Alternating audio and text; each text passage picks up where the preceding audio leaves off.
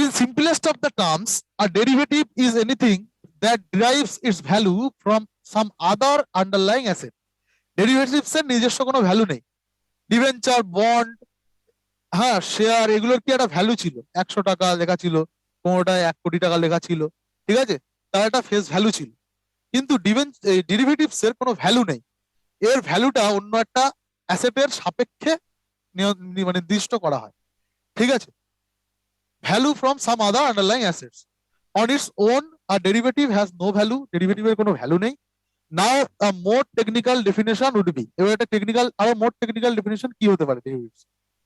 It is security derived from an underlying asset. Underlying assets can be a debt instrument, share, loan, whether secured or unsecured, risked instrument or contract for difference for any other form of security. তাহলে একটা security আছে, ধরলাম একটা bond কেনা আছে,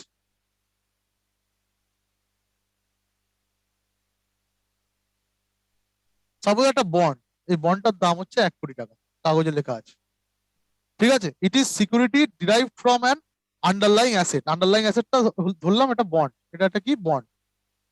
underlying asset can be a bond, যে কোনো কিছু হতে পারে, শেয়ার, লোন ইত্যাদি, ঠিক আছে। এর আন্ডারলাইং অ্যাসেটের উপরে এর যে ভ্যালুটা করা হচ্ছে আর একটা জিনিসের, সেটার নাম হচ্ছে, এর দাম হলো 1 কোটি টাকা ডেরিভেটিভটা। কারণ কি, এর পিছনে একটা ব্যাকড বাই 1 কোটি টাকার একটা ডেরিভেটিভ রয়েছে। ডিটেলসে দেখি। It can also be defined as a contract that derives is value from the price or index of price of underlying security, ঠিক আছে। তাহলে কি একটা কন্ট্রাক্ট, ডেরিভেটিভ হচ্ছে কি একটা কন্ট্রাক্ট। আমি একটা বন্ড কিনেছি 1 কোটি টাকা দিয়ে, ঠিক আছে, সেই বন্ডটা আমার কাছে আছে। এবার আমি একটা কন্ট্রাক্ট করছি কারোর সাথে, যে আপনি আমাকে, আমি একটা বিজনেস করবো ভাবছি, সেই লোকটার কাছ থেকে কোনো একটা জিনিস কিনবো সেই বিজনেসের জন্য, ঠিক আছে। তার সাথে একটা কন্ট্রাক্ট করলাম, ঠিক আছে। আমি কিন্তু তাকে টাকা দিচ্ছি না কিছু, আমি বললাম আমার একটা বন্ড কেনা আছে 1 কোটি টাকার, ওটার থেকে আমার লাভ হবে একটা, সেই লাভটা আপনাকে দিয়ে দেবো, ঠিক আছে। তাহলে ওইটার ভিত্তিতে আমি যে কন্ট্রাক্টটা করলাম এটাকেই বলা হচ্ছে ডেরিভেটিভ। এই কন্ট্রাক্টটা দু রকম ভাবে হতে পারে, যে একটা রিসেন্ট মানে যখন করছি তখনই, আর একটা হতে পারে ফিউচার কন্ট্রাক্ট, যে যদি এই হয় তাহলে আমি আপনাকে দেবো এরকম, তার থেকে যদি আমার লাভ হয় তাহলে আমি আপনাকে দেবো এত টাকা, ফিউচারে। যাই হোক, ডিটেলসে দেখি। ফরওয়ার্ড আর ফিউচার কন্ট্রাক্ট, কন্ট্রাক্ট দু রকমের, একটা বলছে ফরওয়ার্ড বা ভবিষ্যতের জন্য কন্ট্রাক্ট করা, বা ফিউচারের জন্য, একই ব্যাপার। Future contract means a legally binding agreement to buy or sell the underlying security on a future date, ঠিক আছে। দুটো ব্যক্তি, এখানে একটা ব্যক্তি, এর কাছে একটা বন্ড আছে, এর কাছে নেই, এ হচ্ছে কিনবে, এ হচ্ছে বায়ার, এ হচ্ছে বন্ডটা সেল করবে, এ হচ্ছে সেলার, এ বায়ার। তো এর সাথে এর কন্ট্রাক্ট হলো যে আগামী 1 জানুয়ারি একটা কাগজ দিয়ে দিল, লিখে দিল, লিগাল কন্ট্রাক্ট করলো একটা, আমি আপনার কাছ থেকে বন্ডটা কিনবো, এখন কিনতে পারছি না, 1 জানুয়ারি কিনবো, কন্ট্রাক্ট করলো, এটাকে বলা হয় কি, ফিউচার কন্ট্রাক্ট, ঠিক আছে। আর এই কন্ট্রাক্টটাকে বলা হচ্ছে কি, ডেরিভেটিভস। আর এই কন্ট্রাক্টের পিছনে যে জিনিসটা কেনার কথা হচ্ছে সেটাকে বলা হচ্ছে কি, আন্ডারলাইং অ্যাসেটস। মানে এইভাবেও শেয়ার বেচা কেনা হয়, এইভাবেও ক্যাপিটাল মার্কেটে টাকা বেচা কেনা হয়, সেটাই বলতে যাচ্ছে। ডেরিভেটিভস মানে একটা কন্ট্রাক্ট, সেই কন্ট্রাক্টটা যদি ফিউচারের জন্য হয় সেটাকে বলা হচ্ছে ফিউচার বা ফরওয়ার্ড কন্ট্রাক্ট, যে আগামী 1 জানুয়ারি কিনবো, লিগাল একটা ডকুমেন্টস দিয়েছে, এগ্রিমেন্ট করলো to buy or sell the underlying security on a future date. Generally the underlying assets in futures are commodities like grains, oils etcetera, ঠিক আছে। ফিউচার্স এর ক্ষেত্রে এখানে কি হয়, যে কমোডিটিস গুলো থাকে, গ্রেন, তারপরে অয়েল ইত্যাদি। Futures contracts are traded on exchange, while forward contracts are directly between seller and buyer.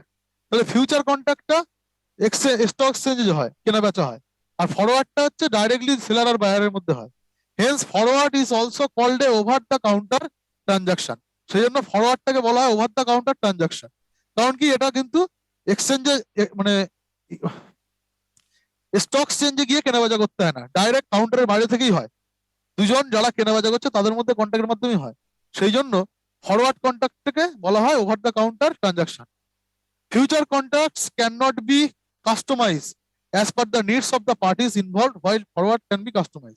তাহলে ফিউচারটা যেহেতু স্টক এক্সচেঞ্জে হয়, সেই জন্য এটা নিজেদের ইচ্ছা মতো কাস্টমাইজ করা যায় না, একটা ডেট থাকে নির্দিষ্ট, সেই ডেটেই করতে হয়। আর ফরওয়ার্ডের ক্ষেত্রে যেহেতু দুজন পার্টি যারা কেনাবেচা করবে তাদের মধ্যে হয় ফরওয়ার্ড কন্ট্রাক্টটা, সেই জন্য তাদের মধ্যে কি বলছে যে এটা কাস্টমাইজ করা যায়। ঠিক আছে, তাহলে এই বায়ার সেলারের মধ্যে যে কন্ট্রাক্টটা হলো, একে বললো যে আমি এই আপনাকে 1 কোটি টাকার বন্ডটা দেবো, আপনি আমায় এখন কি দিন, তার বিনিময়ে কোনো দ্রব্য দিন। এটা দেখা যাচ্ছে কি কিসের ব্যবসা করবে, তেল, কোনো একটা তেল কোম্পানির ব্যবসা করবে। ঠিক আছে, তো এর কাছ থেকে ও সেই অয়েলটা, এডিবল অয়েলটা নিয়ে নিল, নিয়ে বললো যে ফিউচারে এই ডেটে আপনাকে বন্ডটা আমি দিয়ে দিই। এটা হচ্ছে ফিউচার কন্ট্রাক্ট, দুটো কাস্টমারের মধ্যে হলো ওভার দ্য কাউন্টার। কিন্তু ফরওয়ার্ড কন্ট্রাক্ট একই জিনিস, সেটা কার মাধ্যমে করতে হবে, স্টক এক্সচেঞ্জের মাধ্যমে। ফরওয়ার্ডের ক্ষেত্রে, এই ফিউচারের ক্ষেত্রে এটা হচ্ছে বলা হচ্ছে ফরওয়ার্ড, যখন দুজনের মধ্যে হচ্ছে ওভার দ্য কাউন্টারে, মানে কোথাও কাউন্টারে যেতে হচ্ছে না, আমাদের স্টক এক্সচেঞ্জের কাউন্টারে যেতে হচ্ছে। আর একটা হয় অপশন কন্ট্রাক্ট। এক্ষেত্রে কি আগেরটা কি লিগালি বাইন্ডিং, যে যে এগ্রিমেন্টটা হয়েছে সেটাকে কোনো মতে মানে ভায়োলেট করা যাবে না এগ্রিমেন্টটা। এখানে কি অপশন থাকে এটা ভায়োলেট করার। Option contract is a type of derivatives contract that gives the buyer or holder of the contract the right but not the obligation to buy sell the underlying asset at a predetermined price within or at the end of the specified period. ঠিক আছে, তাহলে কি এই লোকটা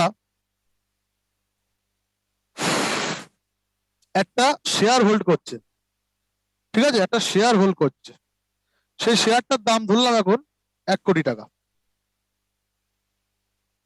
একে বলেছে আমি এটা বিক্রি করব, এই লোকটাকে, ঠিক আছে, আগামী 1 জানুয়ারি। এই আনন্দে আছে, ভালো, ঠিক আছে, এদের মধ্যে কোনো এগ্রিমেন্ট হয়নি, কিন্তু জাস্ট এগ্রিমেন্ট হয়েছে, বাট সেটা লিগালি বাইন্ডিং না। এগ্রিমেন্ট একটা হয়েছে যে আগামী 1 তারিখে আমি এটা বিক্রি করবো আপনাকে, তার বিনিময়ে আসতে কিছু নেবে, টাকা পয়সা। ঠিক আছে, তো তো 1 তারিখে দেখা যাচ্ছে এই শেয়ারটার দাম 2 কোটি টাকা হয়ে গেছে। শেয়ার উঠে যেতেই পারে, শেয়ারের দাম 2 কোটি টাকা হয়েছে, শেয়ারের ডিমান্ডের জন্য 2 কোটি টাকা হয়ে গেছে। তখন এ বললো কি আমি ওটা বিক্রি করবো না, ক্যান্সেল করে দিল প্ল্যান। তাহলে এখানে একটা অপশন থাকছে, মানে যেহেতু দাম অতিরিক্ত বেড়ে গেছে, তার কাছে অপশন থাকছে যে আমি বিক্রি করবো না, বা এই শেয়ারটার দাম কমে 1 কোটির জায়গায় 50 লাখ টাকা হয়ে গেল 1 তারিখে। এ দেখছিল 1 কোটি টাকা হবে, আনন্দ ছিল 1 কোটি টাকা দরকার আমার, কিনবো, তা 50 লাখ টাকা হয়েছে, সে তখন কি লসে কিনবে? এ প্ল্যানটা ক্যান্সেল করে দিতে পারে, করে দিল। তাহলে বায়ার বা সেলার তারা প্ল্যানটা ক্যান্সেল করে দিতে পারে, ঠিক আছে, কেনার বা বেচার। এটাকেই বলা হচ্ছে যে অপশন কন্ট্রাক্ট। ঠিক আছে, তাহলে ডেরিভেটিভ 2 রকমের হয়, একটা হচ্ছে ফিউচার আর একটা হচ্ছে অপশন। অপশনের ক্ষেত্রে ডিলটা ক্যান্সেল করার অপশন থাকে, বাট ফিউচারের ক্ষেত্রে ডিলটা ক্যান্সেল করার অপশনটা থাকে না, সেই জন্য তার নাম ফিউচার। ফিউচার ডেটে এটা ডিলটা হবেই, legally binding. Option are also trade on the stock exchange. এই অপশন কন্ট্রাক্টও স্টক এক্সচেঞ্জেই বিক্রি করা হয়, কেনাবেচা করা হয়। SEBI regulates the derivatives market in India. এই যে ডেরিভেটিভের যে মার্কেটটা আছে সেটাকে রেগুলেট করে কে? স্টক, এই সেবি। ঠিক আছে, তো সেবি হচ্ছে securities and exchange board of India. এরা হচ্ছে এই যে ডেরিভেটিভের যে মার্কেটটা আছে,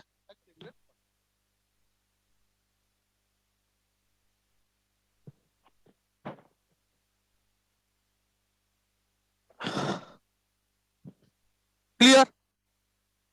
এগুলো সব ছিল আমাদের ক্যাপিটাল মার্কেট ইনস্ট্রুমেন্ট। আচ্ছা, স্টক এক্সচেঞ্জ নিয়ে আমরা অনেক কিছু জেনেছি। স্টক মার্কেটে, স্টক এক্সচেঞ্জে কি হয়? শেয়ার কেনা বেচা হয়, মানে ক্যাপিটাল মার্কেটের একটা মার্কেট, ওটা স্টক এক্সচেঞ্জ। তো স্টক এক্সচেঞ্জ সম্বন্ধে আমাদের কিছু জিনিস একটু জেনে নেওয়া দরকার। It is a place for buying and selling of securities of listed companies. একটা একটা স্টক এক্সচেঞ্জে যে একটা একটা স্টক এক্সচেঞ্জ, এটা একটা স্টক এক্সচেঞ্জ, ঠিক আছে, তার মধ্যে কিছু লিস্টেড কোম্পানি আছে, কিছু কোম্পানি এখানে নাম লিখে রেখেছে, সে 20টা কোম্পানি নাম লিখে রাখতে পারে, আর সেই কোম্পানিগুলোর শেয়ারই বিক্রি হয়।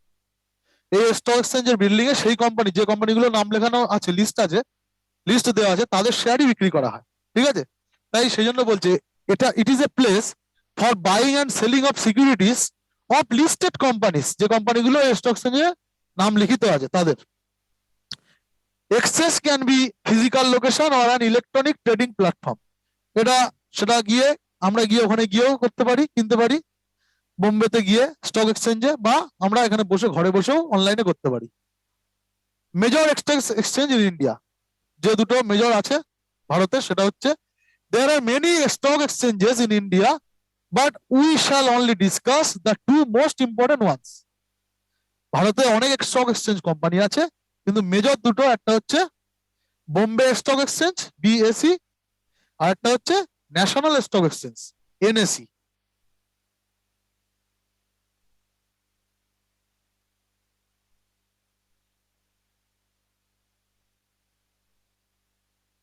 Bombay stock exchange it was establish in 1875, 1875 সালে এস্টাবলিশ হয়, এগুলো কোশ্চেন আসে পরীক্ষায়।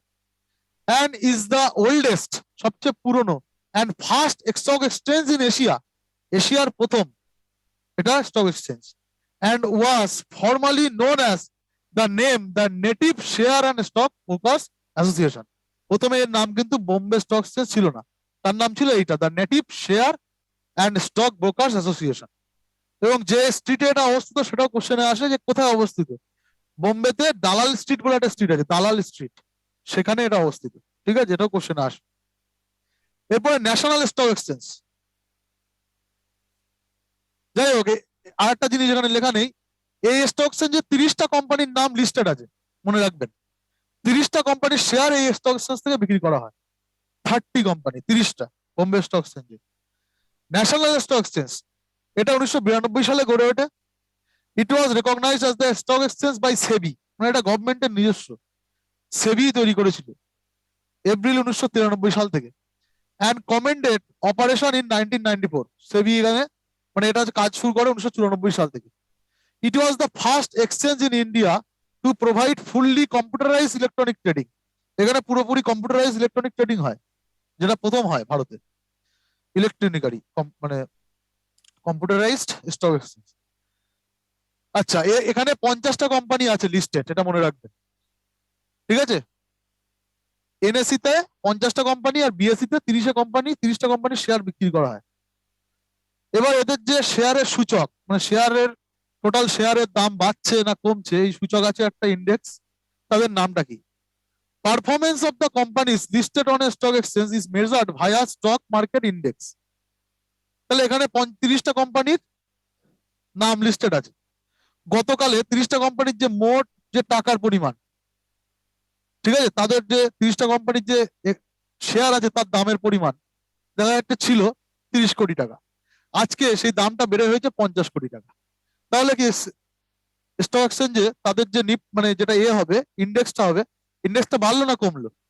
আগে পুরো শেয়ারগুলোর দাম ছিল 30 কোটি টাকা, কালকে আজকে হয়ে গেছে 50 কোটি টাকা, তার মানে সূচক উঠছে। ঠিক আছে, এইভাবে সূচক, এটাকে বলা হয় সূচক। There are around 5,000 companies listed on BSE while NSE has around 1,600। আচ্ছা সরি, এটা প্রথমে ছিল 30টা, এটা 50টা ছিল, এখন বর্তমানে 50,000 আছে, এতে 16,000 কোম্পানি লিস্টেড আছে বর্তমানে। It is impossible to measure performance over every company listed on stock exchange. সেই জন্য এতগুলো কোম্পানির পারফরমেন্স কেমন সেটা প্রতিদিন হিসাব করা, প্রতি মুহূর্তে হিসাব করা সম্ভব না। সেই জন্য ওভারঅল যে তাদের শেয়ারের দামটা সেটা হিসাব করা হয়। Hence the concept of an index is employed wherein performance of a select few top performing companies is tracked।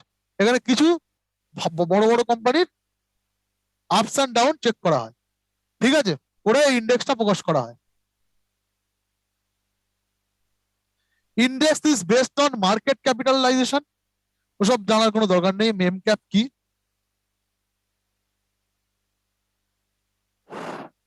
এইটা মনে রাখতে হবে। Two major stock indices, Sensex মানে sensitive index full form, this is index comprises of 30 companies. Bombay stock এক্সচেঞ্জের যে ইন্ডেক্সটা আছে সেটাকে বলা হচ্ছে সেন্সেক্স। এখানে 30টা কোম্পানির, যেটা আগে বলেছিলাম, 30টা কোম্পানির পারফরমেন্স দেখে ইন্ডেক্সটা করা হয়, যে পারফরমেন্স ভালো হচ্ছে না খারাপ হচ্ছে। আর নিফটি, এখানে 50 কোম্পানি ছিল 50টা। এনএসসি তে, এনএসসির যে সূচকটা আছে তার নামটা হচ্ছে, ইন্ডেক্সটার নাম হচ্ছে নিফটি। ঠিক আছে, 50 কোম্পানি, সেই জন্য 50, এখানে ন্যাশনাল 50 কোম্পানির পারফরমেন্স দেখে এই ইন্ডেক্সটা করা হয়। তাহলে বোম্বে স্টক এক্সচেঞ্জের ইন্ডেক্সের নাম কি? Sensex.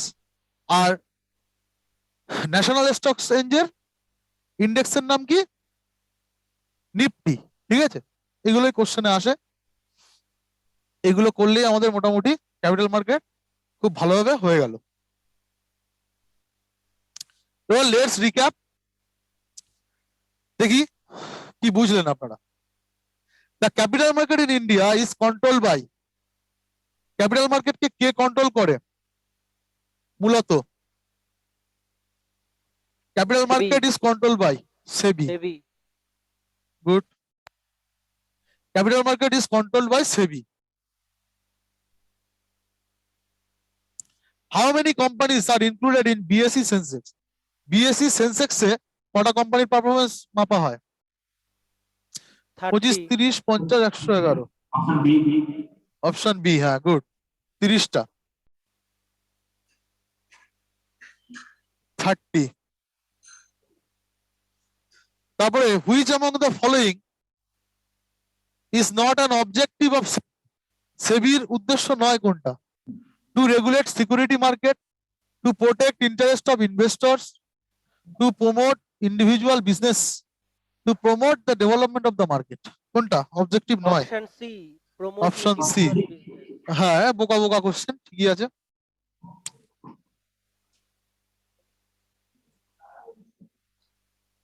Nifty was established in which year? Nifty এর মধ্যে কোন সালে তৈরি হয়?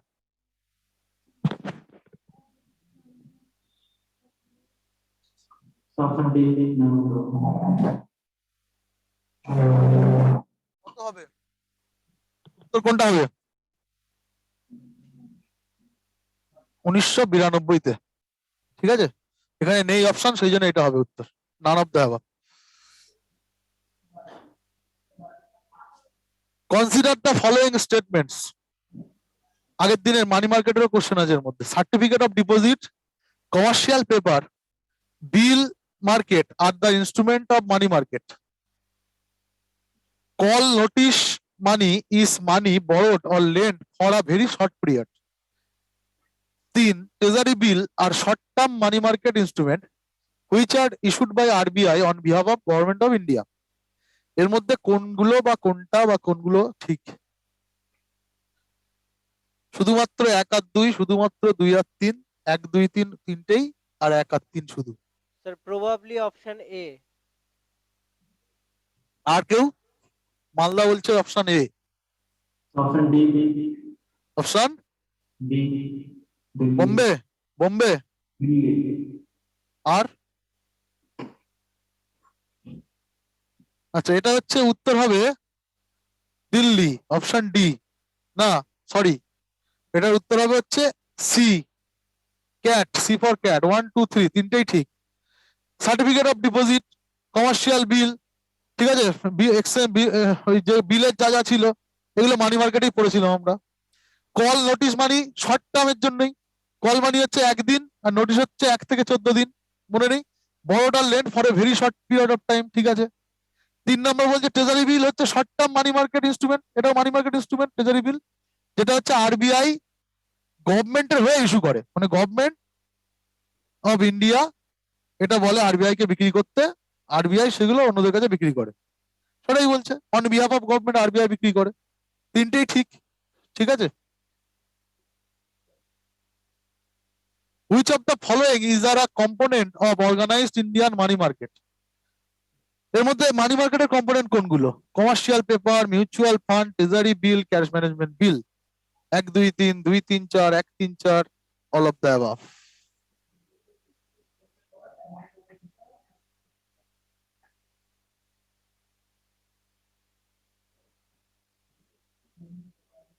কি হবে উত্তর?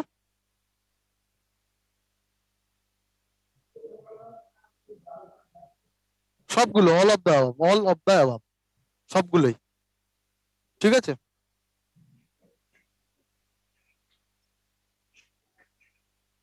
Consider the following statement money market সম্বন্ধে। It is a short term financial market of economy. Money market operates both in the organized and unorganized sector. No collateral security is required to borrow from the money market.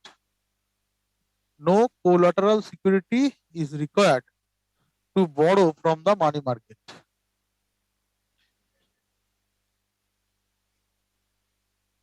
কি হবে?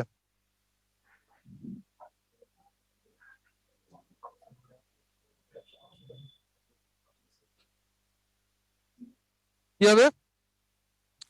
এটাও সবকটাই ঠিক হবে, all of the above. ঠিক আছে, money market হচ্ছে তোমার হচ্ছে শর্ট টার্মের জন্য।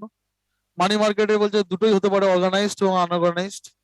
আর কোলাটারাল লাগে না, এখানে কোনো কিছু কেনার ক্ষেত্রে কোনো কোলাটারাল দিতে হয় না।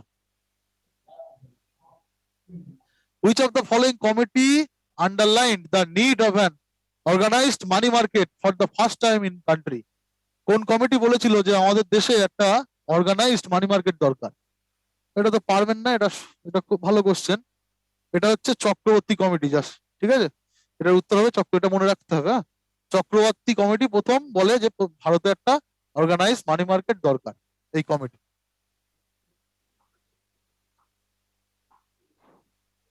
Consider the following statement regarding the call money market. Call money market সম্বন্ধে কোনটা ঠিক?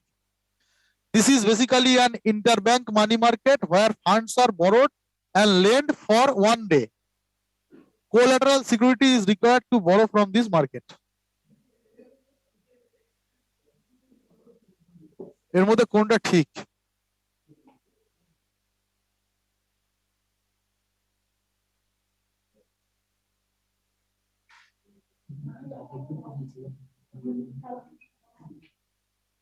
বোথ। বোথ। এটা হচ্ছে হবে অনলি ওয়ান, কোলাটারাল লাগে না। ঠিক আছে, ঠিক আছে, থ্যাংক ইউ। আজকে এই অবধি। আগামীকাল আমরা ইকোনমির একটা চ্যাপ্টার হলে আমাদের হয়ে যাবে, সেটা হচ্ছে এক্সচেঞ্জ রেট। ঠিক আছে, আর এক্সচেঞ্জ রেট এবং সাথে বিদেশি কিছু ব্যাপার, বিদেশি ইকোনমির সাথে যুক্ত ইন্ডিয়ান কিছু জিনিস, সেগুলো হলে আমাদের ইকোনমির যে বাদ বাকি সবই শেষ হবে। ঠিক আছে, আর তার সাথে কিছু সায়েন্সের কোশ্চেন আলোচনা করব।